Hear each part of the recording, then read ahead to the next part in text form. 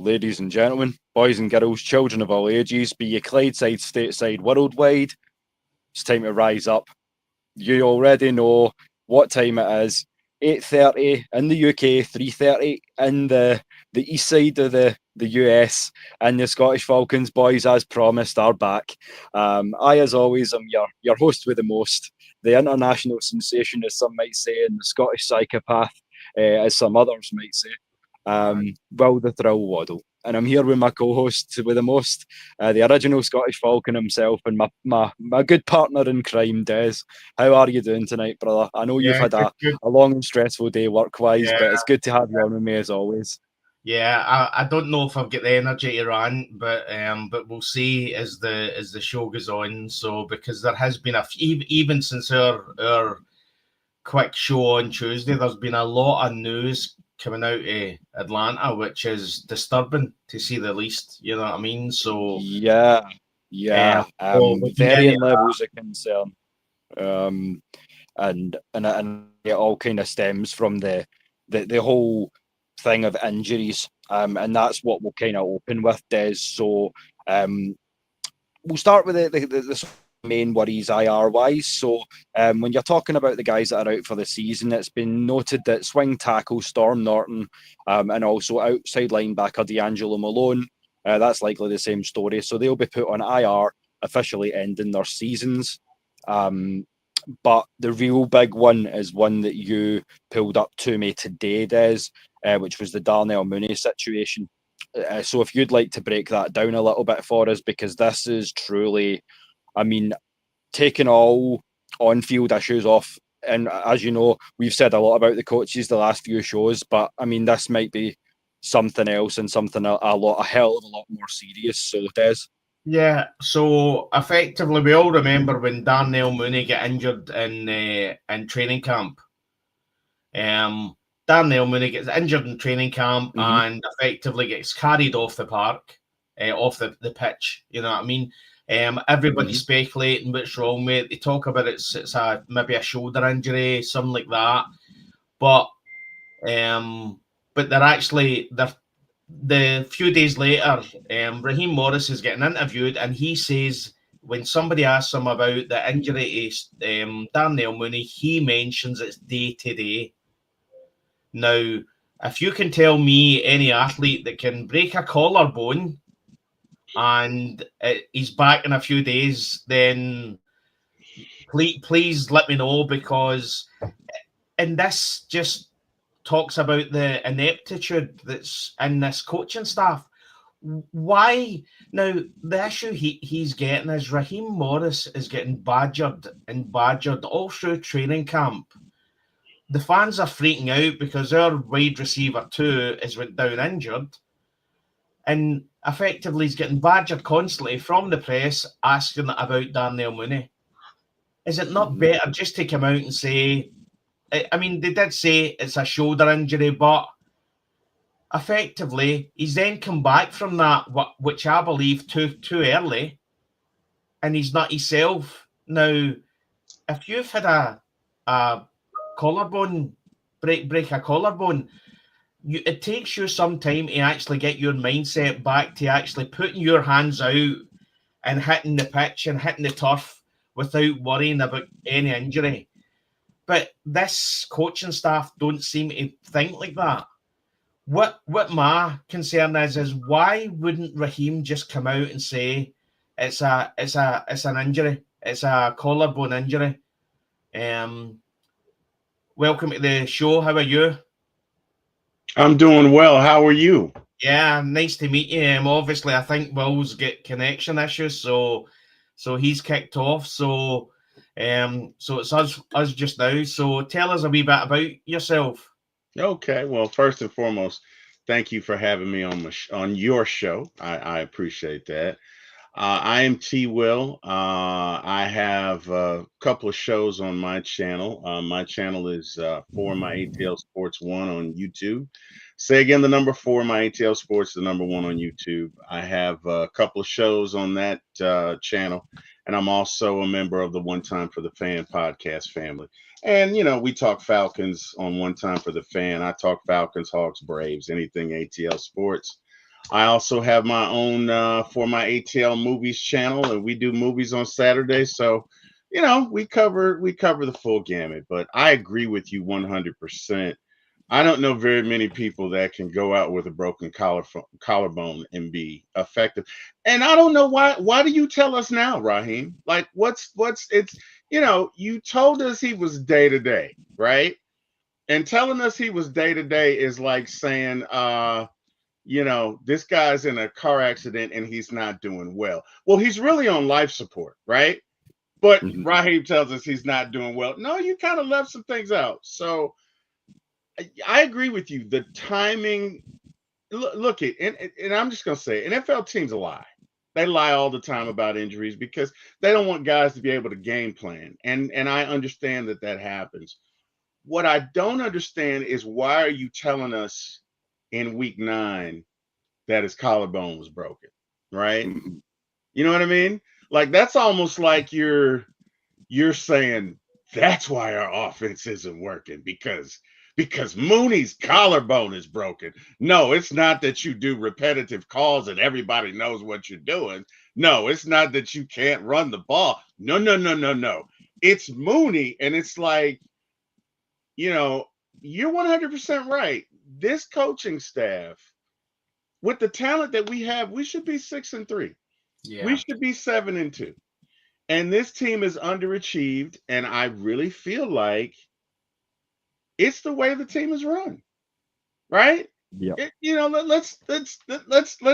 Let's go back to last year. We hired Jimmy Lake Lanier where defenses go to die, right? Hey Maggie, how you doing? I'm good. How That's are good, you? Maggie. Good. What a surprise! Wow. Yeah, we told you, and as I say, I've just got my internet back under me, so I wanted to take the opportunity before we get into it in any more detail to thank T-Will for joining us tonight. As I say, we've got a couple of special guests in the pipeline for the next few shows, so we're hoping that we can make them into frequent flyers, which, as we say, T-Will is our little program for the guys that are on with us. Just whenever you do get the time, we're on at this time every Thursday and every Saturday. So yeah, as I say, you're more than welcome, but we wanted to pull off the band-aid, so to speak, so we're thrilled to have you with us. You know what, I'm gonna say this additional Will. This right here, T-Will, amazing guy. His podcast, everything. Look, he's a hard worker. Like he's on 2 or 3 or 4 or 5 or 6 shows all the time. I actually just caught like today's show. So y'all show some love to him. And then of course you'll be able to hear how to follow him later. But it's actually an honor to be here on Atlanta Falcons Nation International side of the coin, as we just left Berlin and now you are in Scotsland. So welcome. Well, thank you, Maggie, and thank you, Will, and thank you. And I'm sorry, what's your name, sir? Des. Thank you, Des. Yeah. Thank you all for having me. I'm truly humble. Thank you. Thank you for coming on. We appreciate that. Because as I say, we've been following your content for quite some time in the background.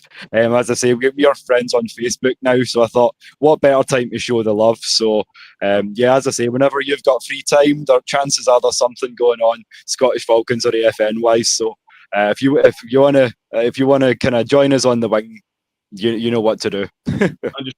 Understood. And again, thank you so much for having me.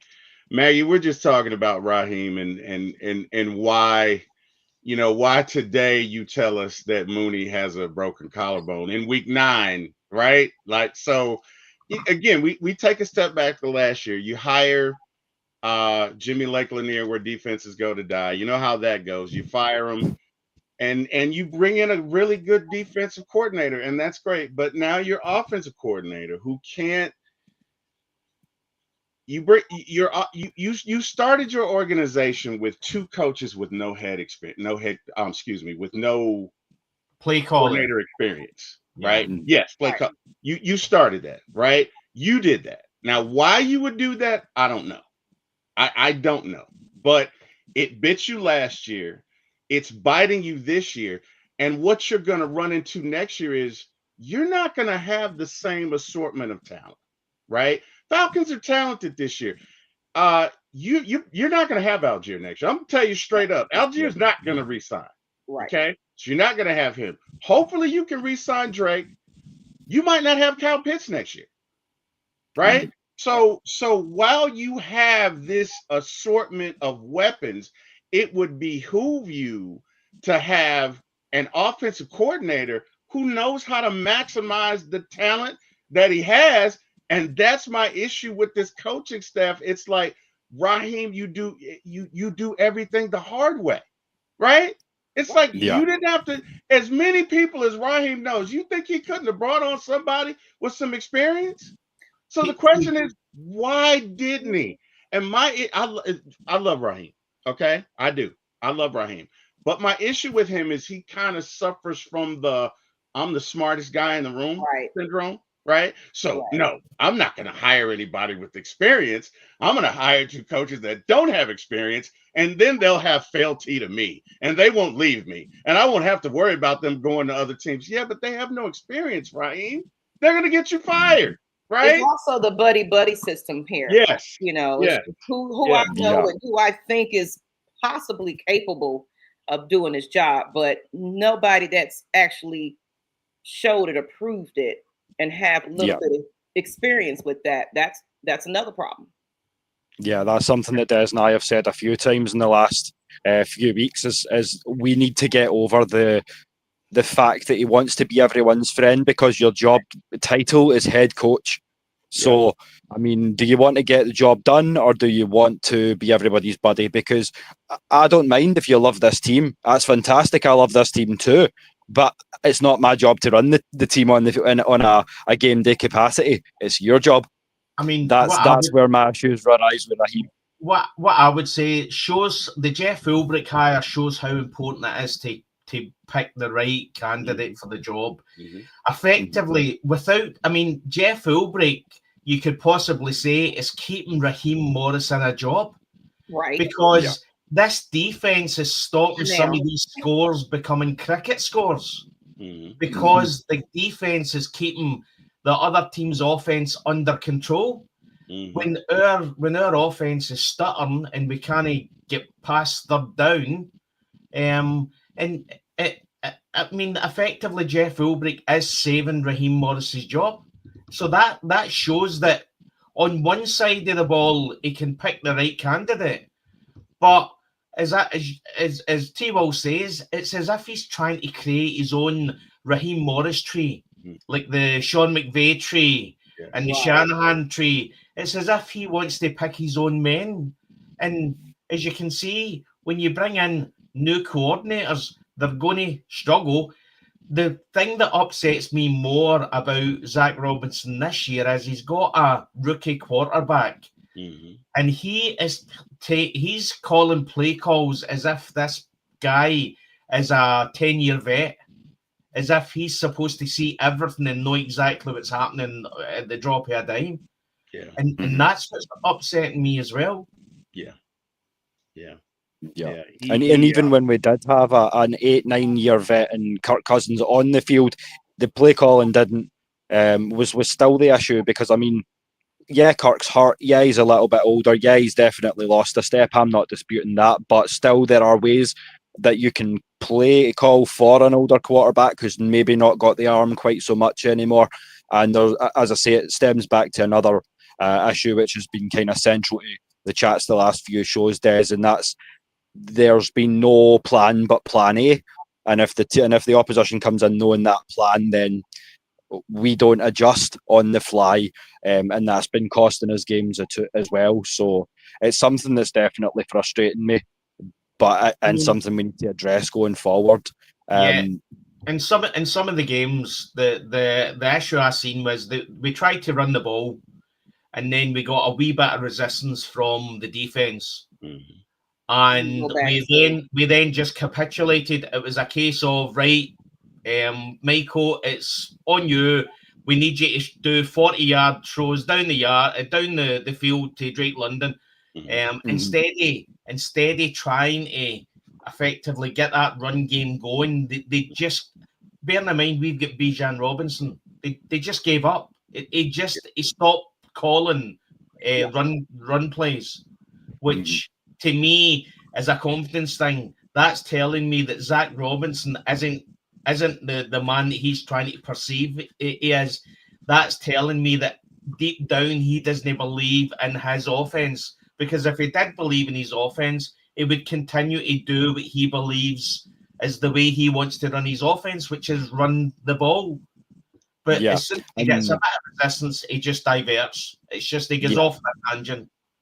And that's what I was going to say to you. Looking at some of the we're going to get into more detail about this all on Saturday, so you can expect a more in-depth sort of breakdown of rosters and expectations and things like that. But it looks like Derek Brown, the stud-nose tackle, former Auburn Tiger that plays for the Panthers, is at least going to be questionable. So even if that man does play, we need to keep him running sideline to sideline. We need to make sure the two-headed monster's firing at full force, so to speak. So my main key to victory, as we always say, is run the damn ball. And as I say, we'll see what the guys over the pond have got to say as well. How are you feeling about it, T-Will, when it comes to keys to victory? Certainly third down effectiveness is going to be an issue as well, because that's something that's been majorly costing us recently too. But as I say, it's going to come down to how well we can run the ball. For me, wouldn't you agree? I agree. Yeah, you're gonna, and we need to diversify some run concepts, right? So I think a large part of our problem is we run from the same formation, and we don't seem to have a goal, right? Mm-hmm. So if let's use an example. If we watch a Kyle Shanahan game.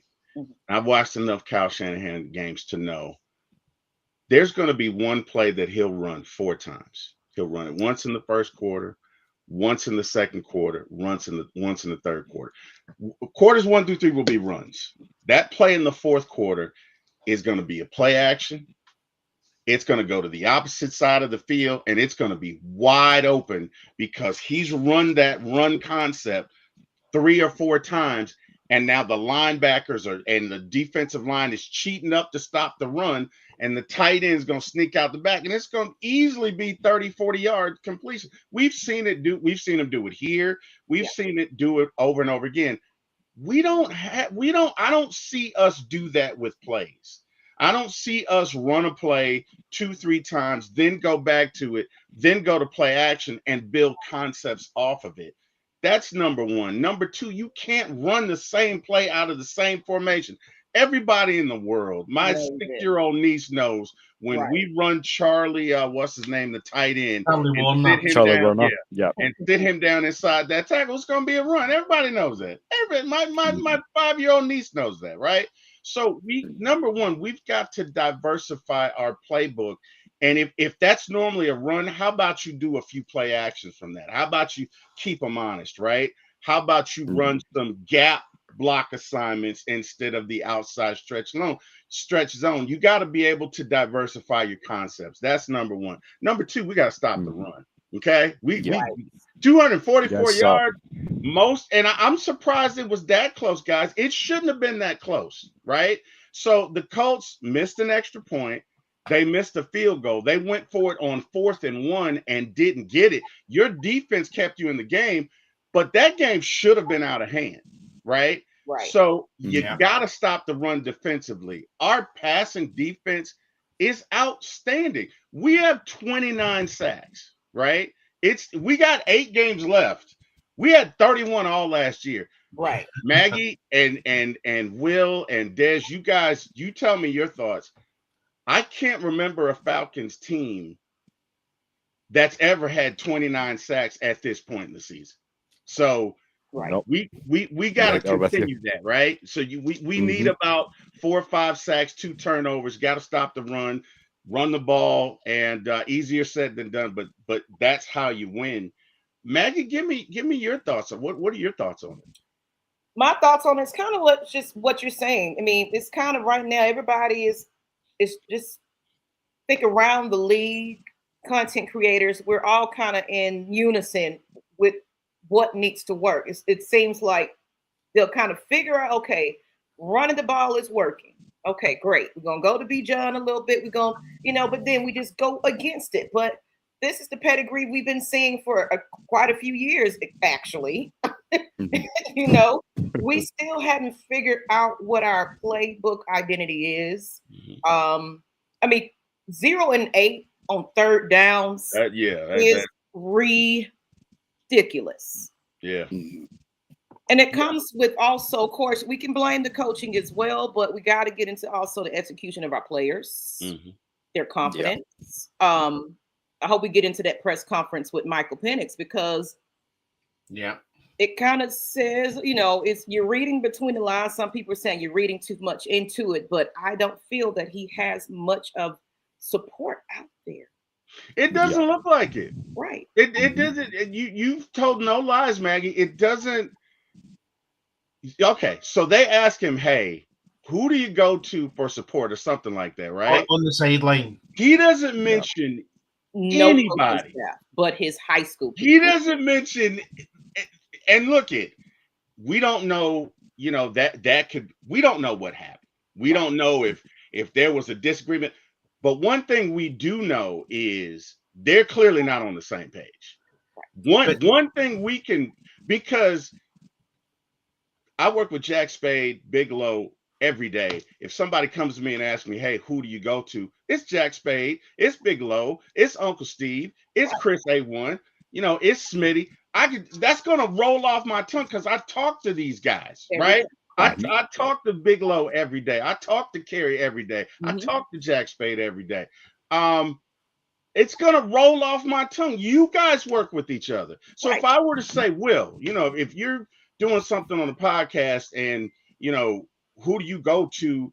You're going to be like the people you deal with every day, right? Yeah. There's a group chat in the back, so the guys know who they are. I mean, we all have our people that are almost your support structure for information, and even from the context of the panel, T-Will, I mean, the guys that are really in the crux of the things, Ter and Tory, Will, the guys like that. I mean, we shout them out constantly, along with guys like Mike Conte over on X, or Dirty Lou, if you're not sure, Tyler Algier's uncle.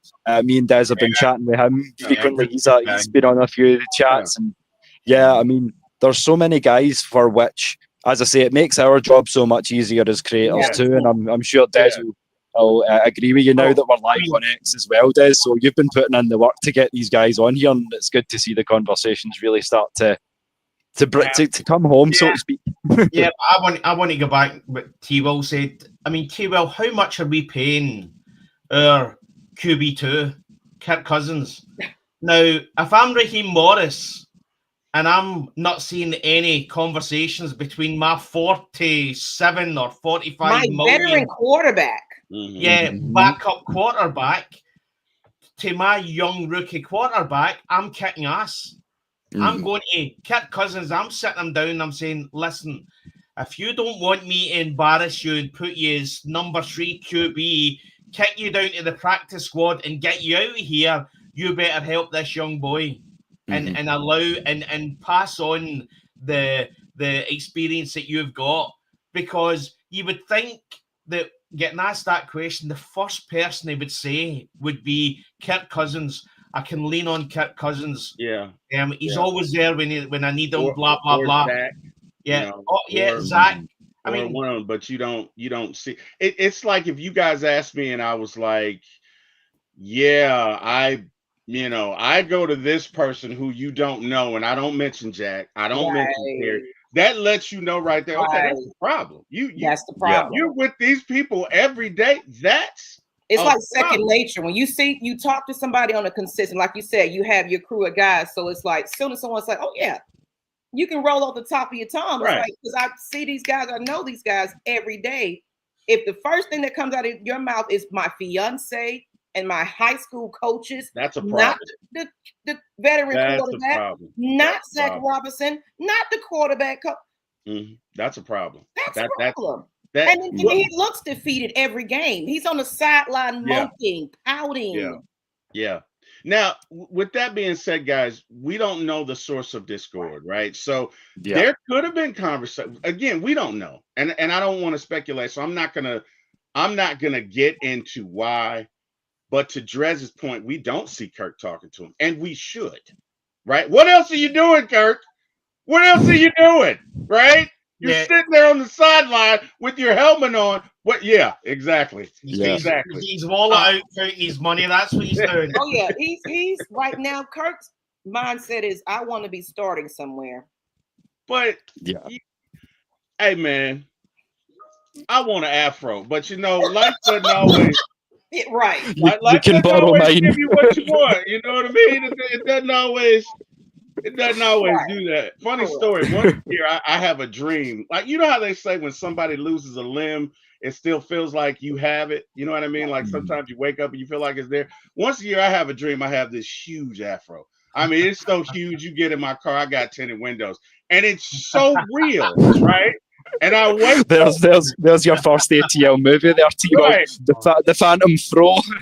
Yeah. So and I wake up and it's not there, and I'm like, oh man. But my nephew has an afro. I tell him all the time I'm jealous. But no, in all seriousness, Kirk, look, you gotta. You don't always get what you want, right? You're still getting paid. I mean, to Drez's point, I would expect Kurt. He's absolutely right. I would expect Kurt to be like, hey man, let's talk. We should see somebody with the iPad going over the plays with Mike. We don't see Zach doing it, and he's on the sidelines.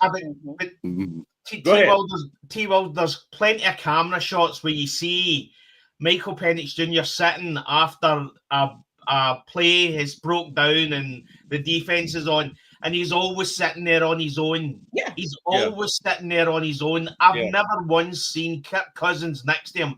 What I would say is that there was one time in the last game I seen Zach talking to him quickly, and Kirk Cousins was hovering over his back. But you literally, most of the camera shots that you see on the sideline of Michael Penix Jr., he's sitting on his own and he's looking defeated. Now, this is a quarterback. This is a guy who I think could be special with that arm talent. I mean, he's got a cannon, and we're destroying that. And that's on the coaches. We're destroying that boy's confidence. It's disgraceful watching it. Yeah. Well, I mean, it's it's a tough game, and it's a different world now than it was 10, 12 years ago. I mean, I honestly, Atlanta is becoming a little New York. Now, I say that from the standpoint of there's certain things in New York and Philly you can't get away with because the media will be all over you, but we're getting there, specifically with social media. Okay. And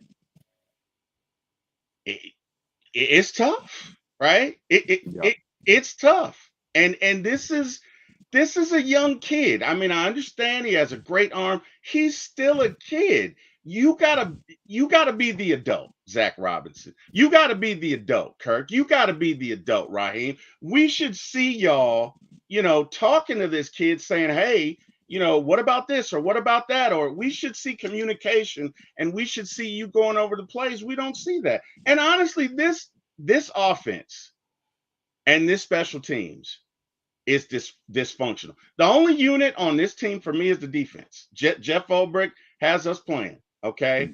But special teams this past week was terrible. And they actually been terrible. Yes. We pretty much wanted them the field goal. We gave up 50 yards at least 2 times. We gave up 30 yards at least 2 times. Matter of fact, that last series where they beat us, didn't they start with the ball on the 40-yard line, on our 40? Yeah, I'm pretty sure they did. I want to say they did. You know what I mean? Well, who'd have thought that Zach Robinson coming down from the booth wouldn't work? Who'd have thought that sacking Ike Hilliard, the wide receiver coach, wouldn't work? It just seems to be that they're trying. They don't know what's wrong, T-Will. They're struggling to work out what is happening. That's a good point. And they're literally going down, right, okay, well, the wide receivers were out of position. We'll sack him. Ray McLeod then has his chat and says what he felt, because I think he gets through to the lines. And I think Ray McLeod probably openly said that. Well, as I said to you in the last episode as well, Des, like I played receiver, so I would feel like my affinity would be most with receivers, and now you're putting the receiving game in the hands of essentially a passing coordinator because TJ Yates was a QB. Thank you. Thank you. Yes, thank you. And let me ask you guys a question. Who was the receivers coach that who was the guy we fired?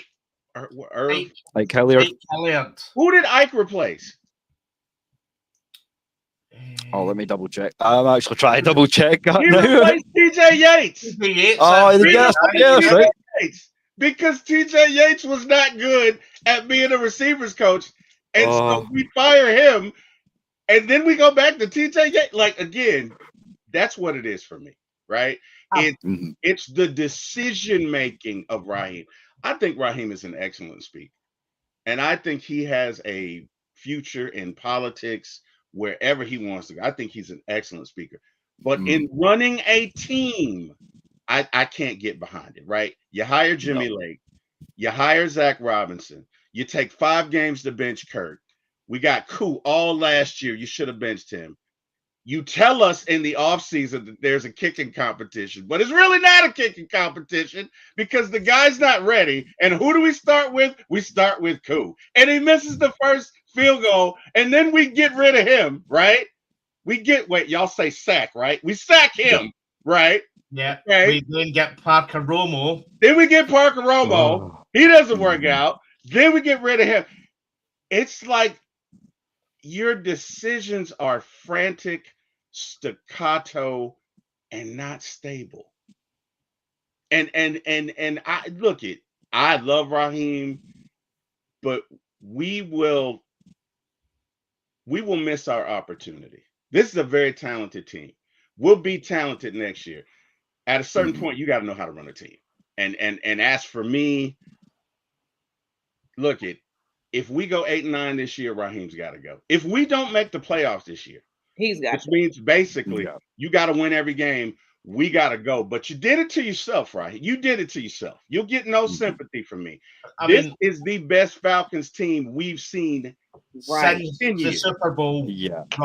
Well, I mean, there was one that I wanted to show you guys because here's a photo of what Des and I are going to look like if we lose this next game and have to sit the rest of the season looking at these guys on the sideline. So here's Des first of all. Are you ready for me? Yeah. Oh, there we go. Oh wow. Bedhead and all.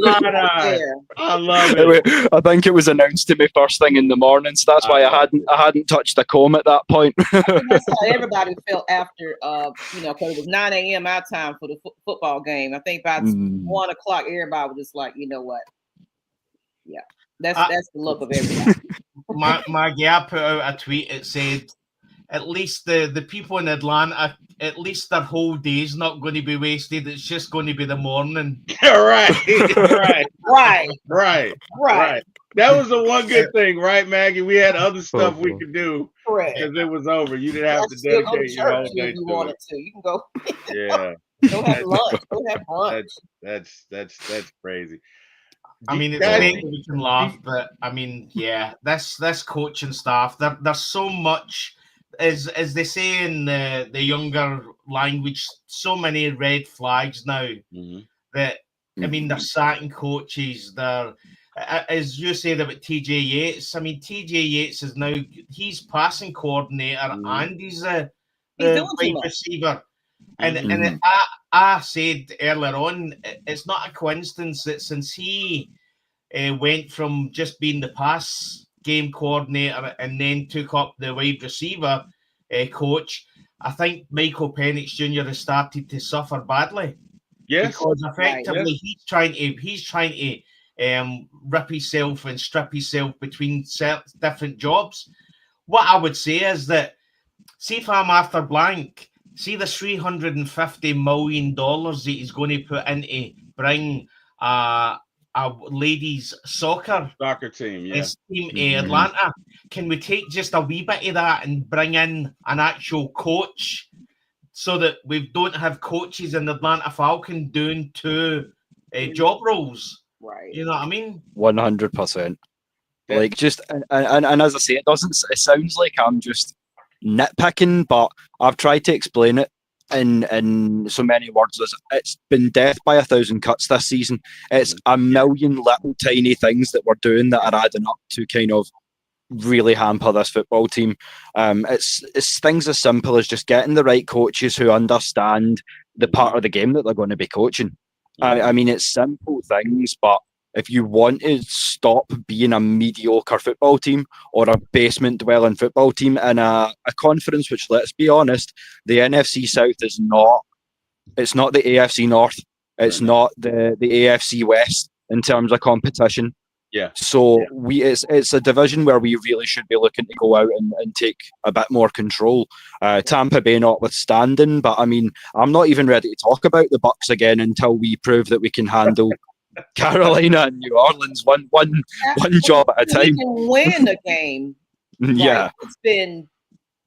I mean, and for one thing, let's talk about it. We're going through. It's either a quarterback carousel or now it's a kicker carousel. We can't even hold on to a.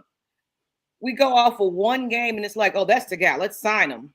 Like, right. So I would say the last 4 years, the Atlanta Falcons, right? We have a franchise quarterback, right? The owner of the team decides that he wants to go for a former ball boy, because it looks romantic, and effectively go for Deshaun Watson. The Browns then come in with a ridiculously crazy mental contract that Deshaun Watson and his agent could not turn down. We then upset. Thank God. We then upset. Yeah, we then upset our franchise quarterback because it gets found out that we've done this. He then says that he wants to leave. Right. We then go into a situation where we're a bad team with a bad quarterback, right? We then and a bad coach. We then get to a point where we actually finally get to the point where we've got a good quarterback, with a great team. We're now at a point where we've got a bad coaching staff. So we can't ever get it right. We've always got something that's off. Right. With Matt Ryan, it was always the defense. We never had a top 15 defense. I think once in all the time he was there, we had a top 15 defense. Yeah. We just can't get everything right. And we don't have two things I that agree matter. with you, Des. What was that he said on Friday? You never have ham, no burger. You never have two things that match. And that's true. You're right, Drez. That is true. Like, And you know what? I mean, there's a couple of firsts tonight. It's not just your debut, but I mean, that's probably the first time I've ever heard Deshaun Watson and romantic used in the same sentence. That was pretty good. That was. Yeah. You definitely get a 10 for the dismount on that one, Drez. That was great, man. Oh dear. And I will take this chance to offer some apologies down to the chat. The StreamYard's been keeping us guessing this week, so T-Will, you experienced it earlier on, the beauties of the updates. So just if you're not getting your chats or your comments flagged up on the show tonight, we do appreciate you. Know that we it's all love as always, but we're not seeing all of them as they come through. So just keep them coming though, and we will circle back to them. Even if I have to start them for Saturday and pull them up, then we will revisit them. But as always, you know how hard we work to bring you guys all the latest, and the real sort of crossroads between sports and a culture show, which is what we aim for here with the Scottish Falcons. So we appreciate the patience in the meantime, guys. Definitely, yeah, no problem. But I mean, if we're looking at the game that's coming up, I mean, I think if we lose this and we lose this bad, I think there's a good chance that Raheem's gone. I mean, if you look at the last, so Mike Smith went on a Carolina loss. Dan Quinn went on a Carolina loss. Arthur Smith went on a New Orleans kneel-down touchdown loss. I'm still pissed with them about that. Absolutely. Wherever you are, Jameis. T-Will, I will tell you, the hatred for the Aints hits Scotland as much as it hits Atlanta. Don't worry about it.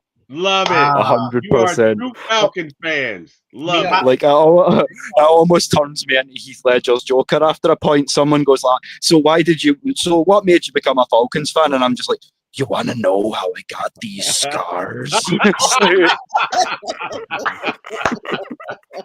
It truly does get like that after a point. I'm glutton for punishment. Oh, man. I'm at the point. My son's 27, and about 3 or 4 years ago, I convinced him to support the Atlanta Falcons. He just looks at me every time a game. He just looks at me with this disdain look, as if to say, "Pure child cruelty, pure child cruelty for inflicting this on me." And I'm like, well, what can I say, son? Glutton for punishment, right? Absolutely. Glutton for punishment. Yeah. Oh yeah, absolutely. Well, why are you still here? Because I got no place else to go. I love my Falcons. It's you know, I don't care what season we have or anything else. It's in my DNA. I'm born and raised in Atlanta. Right. My father's a Falcons fan. He talks crap about them, but he loves them. It's like, look more veteran status to me, so I know you fed up if I'm fed up. So it's like, but we remain Falcons fans here. There's a lot of people. Someone said it in the chat right here. They would say, did you catch all the Instagram videos of the Falcons fans having an amazing time in Berlin? We travel, we support. A lot of people claim that the Atlanta Falcons don't have a fan base. Worldwide fan base. Worldwide internet. So it's like, we're right here. Yeah. You just need to look for us, and shout out to Alexandros and the boys in Germany, because I mean, if you can see this or if you can hear this, I know we've got the guys on X, then it's another contact that we'd love to sort of bring home and have the guys on the show, because as I say, to grow this thing on a worldwide basis, round the clock, round the world, is what we promise you fans down in the chat. So I mean, keep your eyes here, because we are in some talks, so we're trying to touch base with the German boys, with the French guys as well, some of the guys in Australia as well. So if you want your worldwide access to all things Falcons, then keep it here, and keep it with the Scottish Falcons and the FNI, because as I say, this is just the start of something that's, as I say, from small acorns do big oaks grow. That's all I'll promise you. Yeah. Well, hey man, you guys are doing great, and I love it. I tell anybody, if you want somebody who's faithful, date a Falcon fan, because they're used to it, man. We deal with adversity and heartache and all of that. I mean, guys, we set records for mediocrity. Do you know?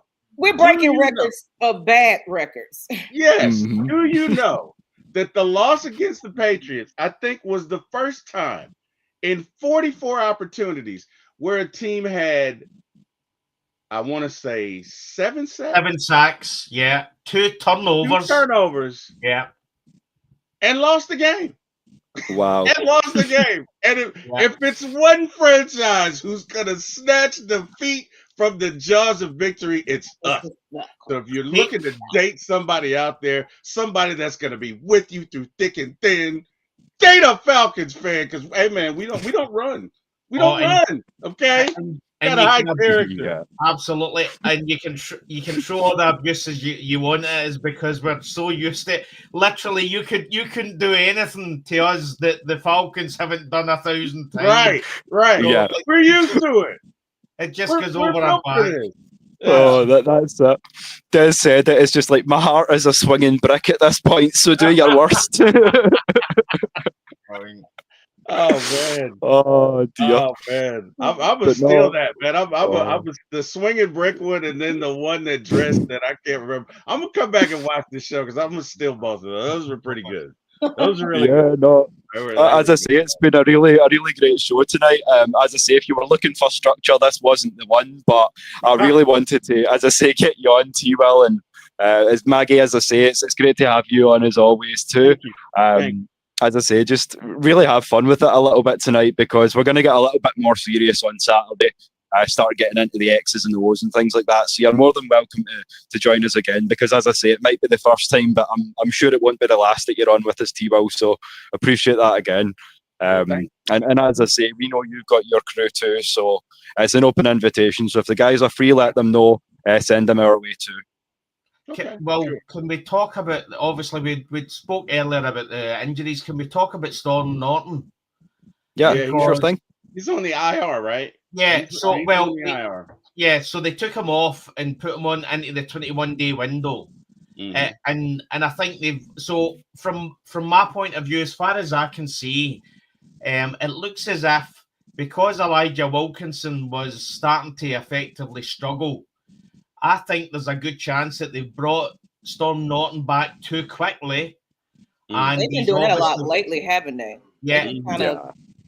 And they've rushed him back too much. He's had an adverse reaction.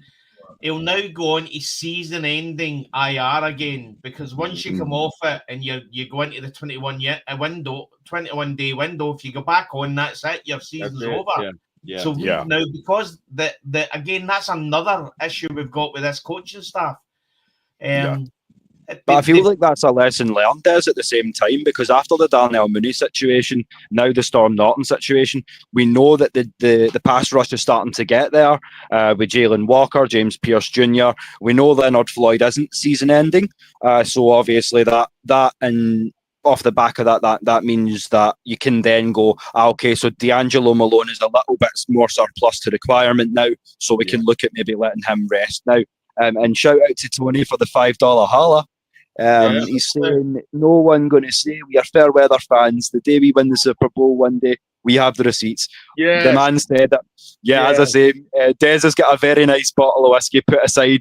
He's teetotal, but for when we win that Lombardi, because you and me, my boy, are gonna crack a nice one to celebrate that. And as we say, for all the pain we endure, that's the beauty of it, is we'll all be here when we lift that first ring. So. Can I add something to what Des had to say, though? It concerns me that we're starting to hear about these players and their injuries we don't know about. I mean, it was the same thing for Kirk Cousins, or so they say. He didn't say anything, but it's like, you're the coaching staff. You can see a decline in your player. It's a question like, hey, man, what's happening here? Is it, you good? I'm sure he's seeing strength and conditioning coaching. Why are these things not called, or are they swept under the bus because we're too injured? And it's like, wait, you can patch this up. Let me give you a little antibiotic and a pain pill. Get out there and try to figure it out, because I'm trying to save my job. I'm just saying, what do you think, T. Will?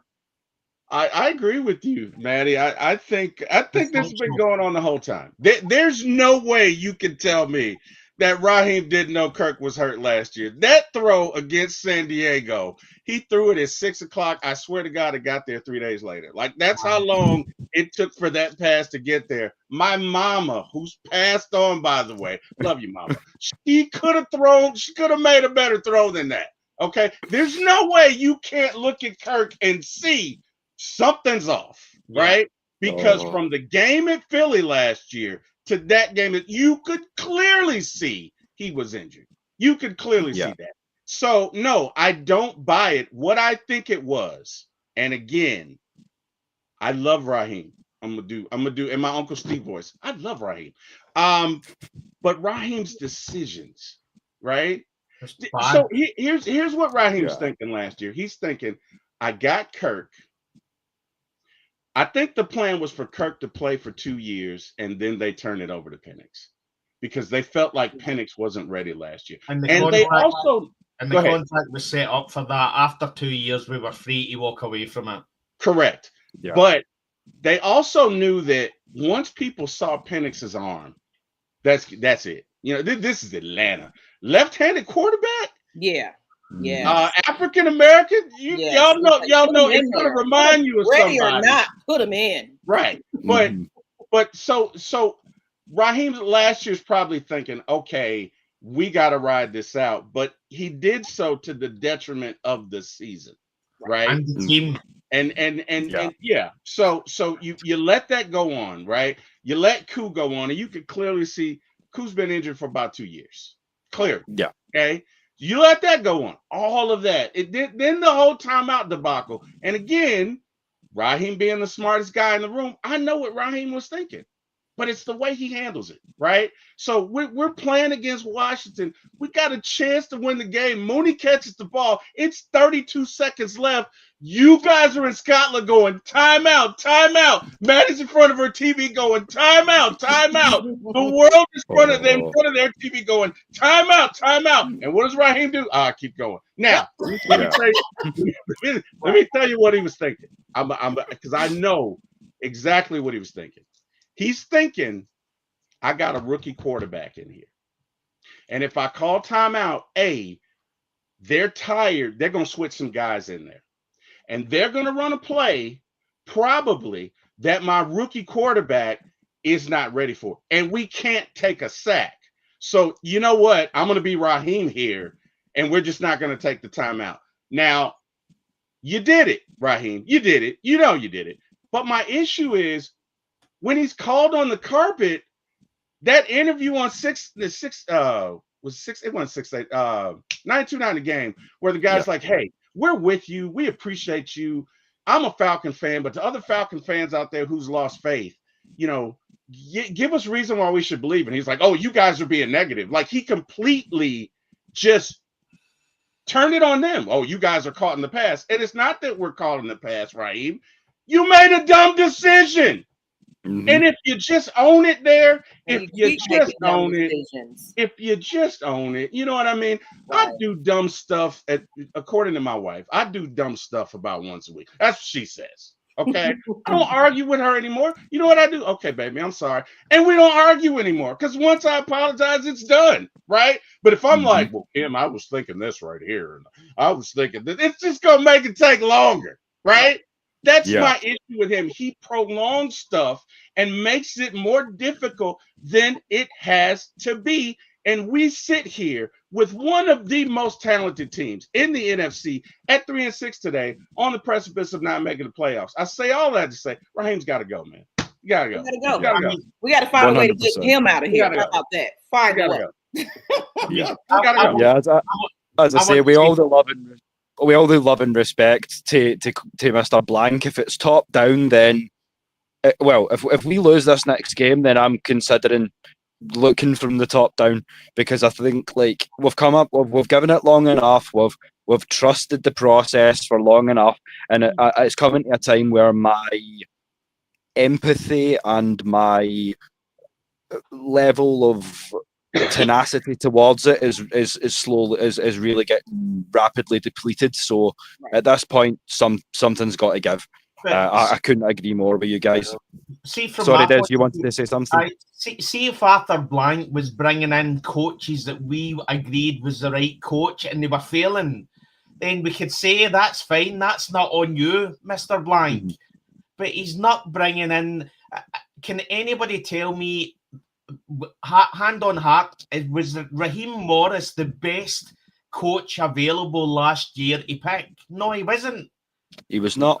You had Mike Vrabel there. You had Jim Harbaugh. You know what I mean? You had Ben Johnson. There was plenty of coaches that you would have brought in before Raheem Morris. Mm-hmm. And this is what love him or hate him. We could have had Belichick before he went to UNC. To be quite honest, I mean, if you want to just talk about someone who's got tenure and proven success in the NFL, there's a name for you. But you got to think about it. You got to look at it. I think Raheem sold him on his charm. He's the player's coach. He comes there and energetic. He can, because like that, his first initial speech when he came in there, hey, I'm the head coach. Here's my, speech of how we're going to get this thing going in the beginning before the season. It was like, oh man, everybody's in the chat like, I'm so hyped. Yeah, exactly.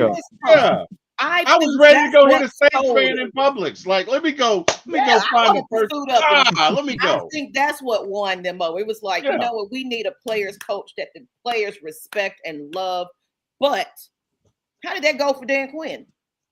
Brotherhood, that when you lose your locker room, and I feel that we are starting to lose our locker room. Yeah, agreed. You after a while, that players coach need to get in on his players and on his own coaching staff. Something's not right here. Something's not working. So I don't want to see you smile on the sideline anymore. And actually, he hasn't been. If you notice, he hasn't been. But he hasn't been doing anything though. He'll just sit there and look like. Yeah, look up at the Titatron. They just literally every time you look at him, he's looking up. Yeah. Like it's gonna change. Maybe if I look up, it'll change. Yeah. I don't know. And then going on Zach Robinson's interview, somebody said, and Zach Robinson that actually said, this is a few times it's been brought up, the fact that they were Raheem Morris has been part of 2 teams that were 3-6 and got to the playoffs when he was at Washington and when he was at LA Rams, and Zach Robinson was at LA Rams as well when they done that. And Zach Robinson came out in his press conference, said they had discussed that actual thing with the players in the locker room. They actually discussed it. And I'm like, right, well, I mean, it's good to be positive, but the way you're looking at it is we need to effectively win these next 3 games. No issues and get to 6-6. Right. But even at that, there's still a very, very small percentage chance that we're going to get to the playoffs because of what the Bucks are doing. And because, God, the Panthers might, I mean, if we beat them on Sunday, that's better, but the Panthers might beat us in the record. Yeah, they could. It's a scary but a realistic thing. Win their own I mean, games before we even think about. We're 3-6. We can't lose anymore. The closest team to us, I believe, has 3 losses and 1 tie. Everybody, so we have 6. And we've lost to 2 of the teams in the playoff race, which means we're 4 behind them. Yeah. So we can't lose another game. The tiebreaker, yeah. Right. We can't lose another game. And I'm just going to ask the panel, do you guys think this Falcon team, and I need you to be realistic. I mean, we know what we want in our hearts. Like I said, I want a big afro, but it's not going to happen. But do you think this Falcons team can win 8 in a row? We got to play Seattle. Mind you, we got to play Seattle. We got to play the Rams. We got to play the Bucks one more time. Right. We got to go to Tampa Bay. Right. Right. We got to play New Orleans twice. We got to play Carolina. Do you, and I'll open it up to you guys, do you think this Falcons team can win 8 games? No. I mean, and I'll tell you why. Like, it's not. I'm not going to trade out my jersey at any time soon. I love these birds just like you all do, but at the same time, as you say, big tests with Seattle. We going to Tampa as well. So I mean, and staying healthy down that stretch being the most important thing. Adding in the coaching inconsistencies as well. No, I think the season's for all intents and purposes over. And as I said to you on your show this morning, T-Will, 3.7% is the percentage that we even make the playoffs. Yeah. I mean, once we get to the dance, it's any given Sunday, but 3.7%. So I don't think we make it, to be 100% honest. How about you, Des? I always say, if you want to know what's going to happen, you can always look at history. What were we sitting at this time last year? 6-3. 6-3. Did we get to the playoffs? No. Did we? Hell. No. So do you honestly think at 3-6 we are then going to get to the playoffs? I don't. I don't see it happen. Listen. I don't. Listen, I would love to come on our show and eat humble pie and tell everybody I was wrong about Raheem Morris, and he could be a Super Bowl winning coach. I would love more than anything to do that. But everything I see, all the evidence that I see tells me that is not the case, and that's not going to happen. I'm gonna answer it same thing. It's like me personally, I don't even have confidence in the next game. Even if we have the chances of winning based on Hollywood, etc.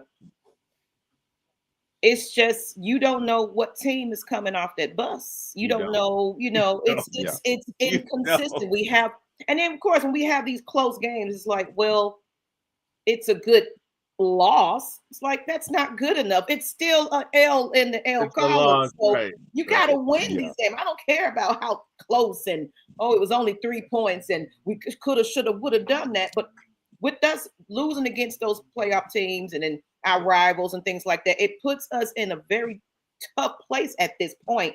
So 8 games straight of winning. That's tough, man. It's That's the It's only very way I could tough. see us back in the playoffs, Maggie, Right. is if Thanos is on our team and he's got all 6 Infinity Stones. You know what I mean? And he just does his thing, and magically we're 7-2, and we've. Well, do you know what? I think maybe that's what Coach Raheem's been trying to do. He's been out on the ayahuasca with Aaron Rodgers, and now he's looking at the scoreboard, trying to like manifest. Just we like, got Michael Penix that pulled this, like, turn the headsets off. I got this. I'm running my team. Look, I'm calling the plays. We running this because I remember college and, like, you know what? Now you need to stick to your guns and say, since you don't have the support, I don't hear your play call. What you talk about? I'm going to do my own thing. No huddles. We're going to get in there. just loading the gauntlet. Like, you your playbook. I think that's what Kirk did in that game, and I think that's why he was arguing with Zach because. And again, you know, I work with Scott Karasik, and he was like, no, Sills was wrong. He was like, Sills ran the wrong route. Whatever, Scott. I just feel like I'm just kidding, Scott. I'm just kidding. Just joking. But I feel like there are no audibles. I don't see Penix calling audibles, right? So what does that mean, right? There's so much dysfunction on this offense. I just don't see us being able to successfully string together 8 games. And then the other thing that you said, Will, is we got 8 games left. We don't have a bye.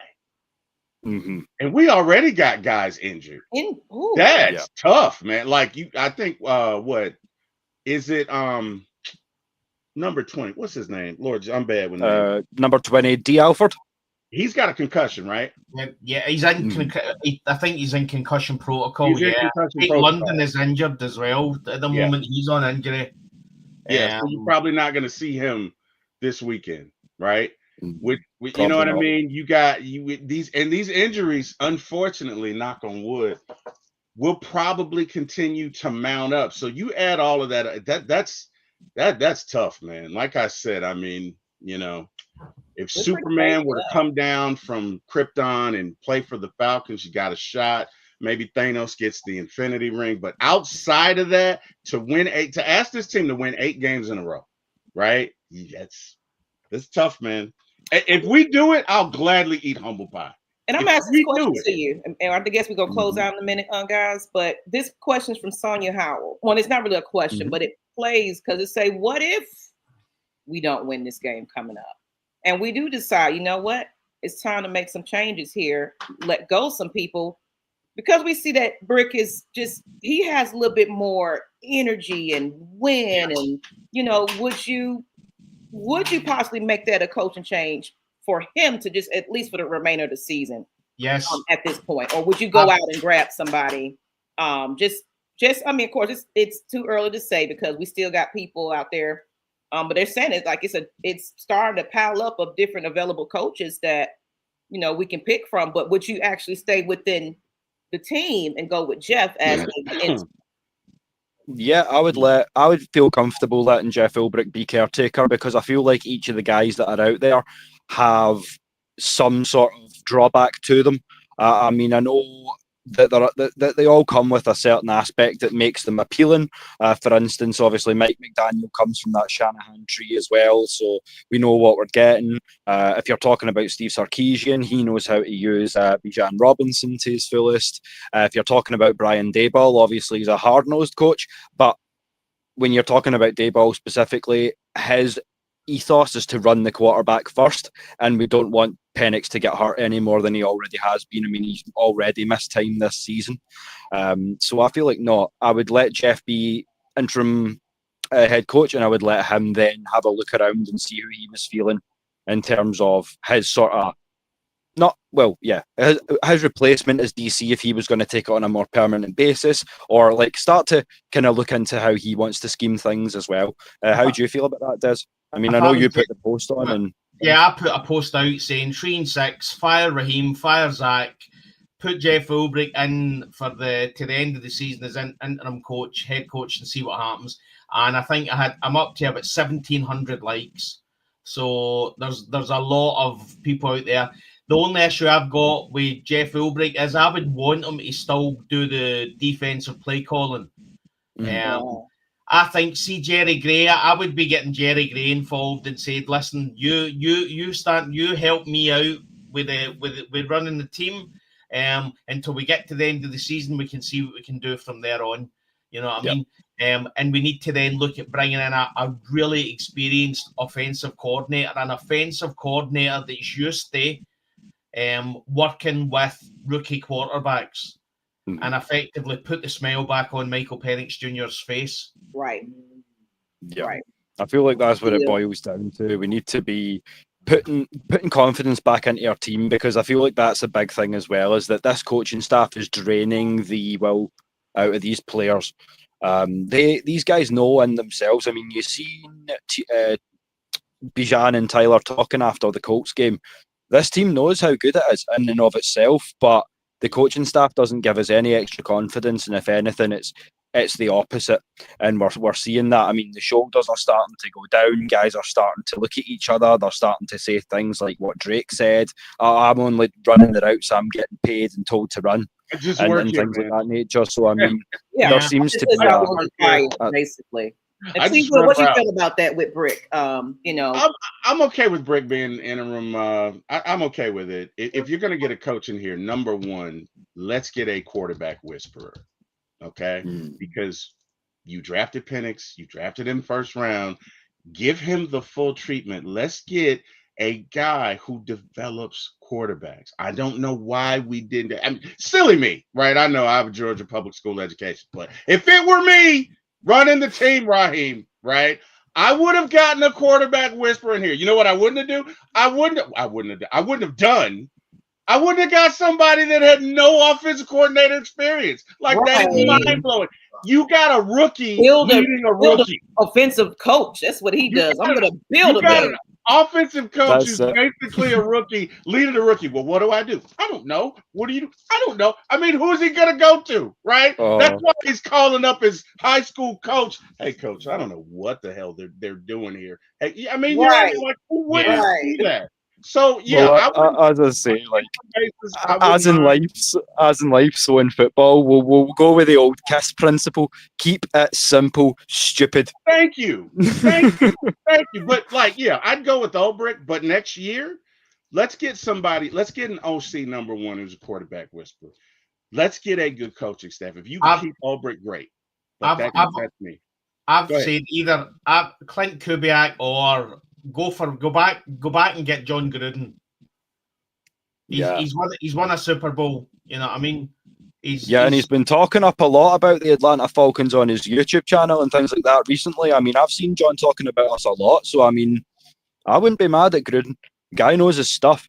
That man wants to give it to the NFL so much that I'll tell you the passion he would bring to their players to effectively make sure, listen, they all hate us. They don't want us to win. Let's go out there. The whole league's against us all. Let's go out there and show them what we can do, guys. Let's go out there and win this game. You want Chucky. You want two wise spider banana. You want Chucky. Yeah, I don't mind to coin a wrestling expression. I don't mind playing heel. If you want to hate me, go on and hate me. I'm just going to be over here being great. You do you. Hey, I'm with it, man. All good.